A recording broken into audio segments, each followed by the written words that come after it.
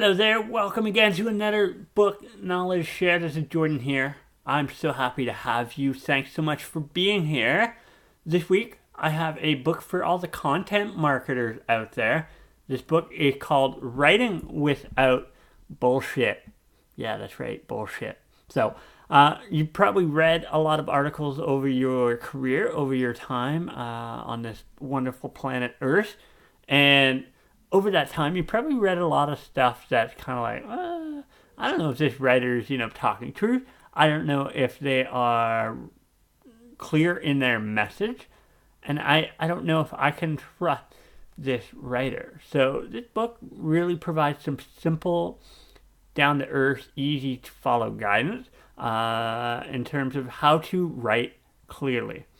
So, without further ado, I want to give you a couple of takeaways that I've gotten from this book so that hopefully you can write a little bit better. And if you're interested in writing, go check out the book for yourself. So here we go. Key takeaway. First of all, number one, treat your reader's time as if it's more important than yours. Okay?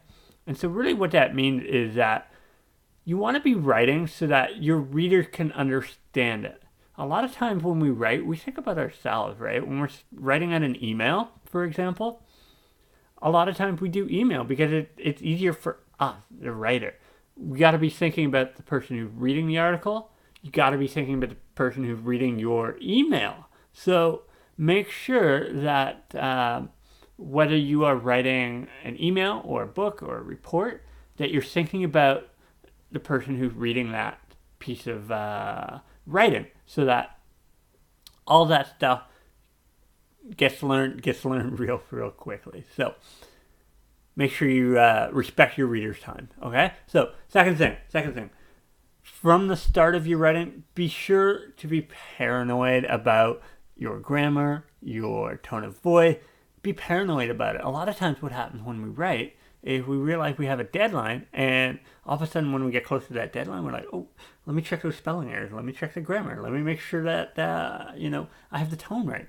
You should be thinking about those things from the beginning, right from the top, particularly, as I'll dig into in just a second, particularly thinking about who your audience and who your readers are. Think about those people up front, right off the top. Okay? Cool. Speaking of right off the top, right off the front, make sure you put your core idea at the front, bottom line up front, or bluff, as the guys over at Manager Tool would say.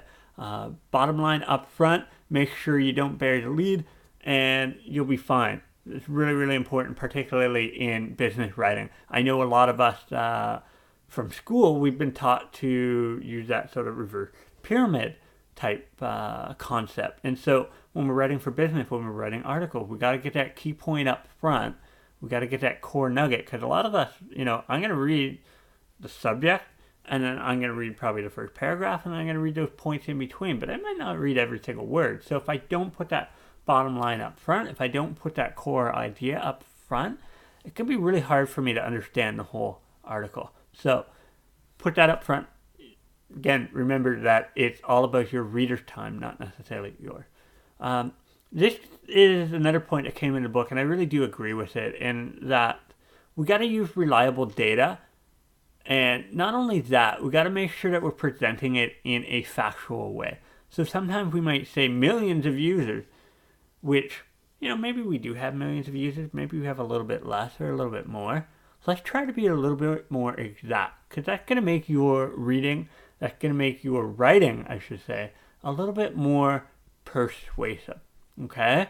So be sure to use factual data, be able to present it in a way that makes sense and is factual in a way that you're writing. Cool? And then finally, this goes into your overall writing in the way that we're writing, whether you're writing an email or a book or a report or a PowerPoint. We want to be thinking about ROAM, R-O-A-M. And it's really an acronym that the author uses in this book to think about how you should plan out your project before you start writing. And the first thing is the R, reader. Think about your audience and your reader, who is actually going to be reading this piece of writing. Make sure you have that narrowed down. The next thing is, what is the objective? What do you want that person to get out of the piece of writing? with the objectives, think about the action you want the person to take at the end once they've read this article. Do you want them to go buy something? Do you want them to go somewhere? Do you want them to share the knowledge that they've just learned? Those are some objectives. Think about that before you start writing. And what is the action? What is the action? What do you want them to take? I just mentioned what that is. And then finally, the M is for metric. How are you going to measure whether the work, whether your writing got across in the right way? So there you have it. Writing Without Bullshit. Go check it out if you are a writer. If you're not a writer and interested in becoming a better writer, this is an interesting book for you to check out. If you have read the book, do a little bit of writing down in the comments. Let me know what you thought of the book. In the meantime, it's Jordan signing off. Thank you so much. Till next week. Bye-bye.